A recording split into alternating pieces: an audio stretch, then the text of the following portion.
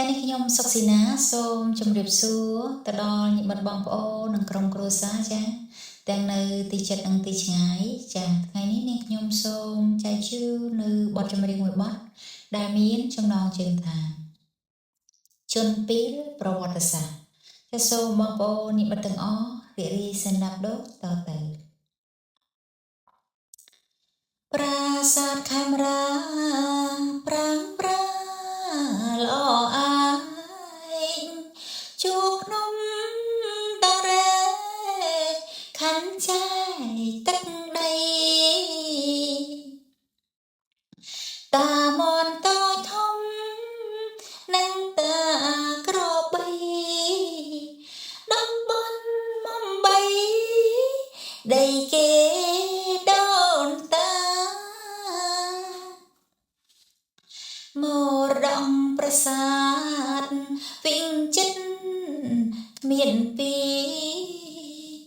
សង្លាគិរីឈរយ៉ាងសង្ហាបងអួតសម្រងក្បោក្បាច់រចនាឆំយកចិន្តាគ្រប់ភ្ញៀវទាំងសចរអោប្រាសាទខ្មែរពេលនេះរងគ្រោះសៀមរគ្រឿងឆ្លូលើកតបបង្កឆ្លៀនពីនដីខ្មែរប្រាំងប្រាសាទថ្មលួចយកវប្បធម៌បន្លំប្រវត្តិសាស្ត្របើសៀមមិនឈប់ខ្មែរក៏មិនរីប្រយុទ្ធពុពីដឹងចោអបលង្តតាំងតាមច្បាប់ឬក៏កាប់ចាក់កូនខ្មែរស្មងស្មាំងបដូរផ្ដាច់ការពីអោប្រាសាទខ្មែរពេលនេះរងគ្រោះសៀមរគ្រឿងឆ្លូលើកតបបង្កឆ្លៀនពីនដីខ្មែរប្រាំងប្រាសាទថ្មដូចជាវប្បធម៌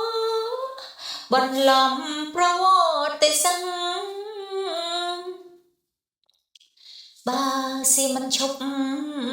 ខ្មែរក៏មិនរីប្រយុទ្ធពុពីដឹងចោអបលង្តតាំងតាមច្បាប់ឬក៏កាប់ចាក់កូនខ្មែរស្មោះស្ម័គ្របដូរផ្ដាច់ការពីចាបងប្អូនញាតិមិត្តទាំងអស់ចាជាទីនឹករលឹកពីចម្ងាយចាធ្វើបទនាងខ្ញុំរស់នៅឆ្ងាយប៉ុន្តែនាងខ្ញុំនៅតែមានចិត្តចាដកជាប់នៅក្នុងប្រទេសយើងចាពីព្រោះនាងខ្ញុំធំរៀនចេះដឹងគឺនៅក្នុងប្រទេសយើងចាអញ្ចឹងទៅគឺថាមានអនុស្សាវរីយ៍ចាអញ្ចឹងក៏ផ្ញើសេចក្តីនឹករលឹកទៅដល់បងប្អូនខ្មែរយើងទាំងអស់ចាក្នុងឱកាសដែលមានការលំបាកដោយសារ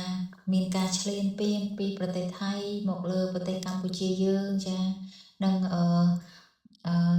ផ្ញើសេចក្តីនឹករលឹកនិង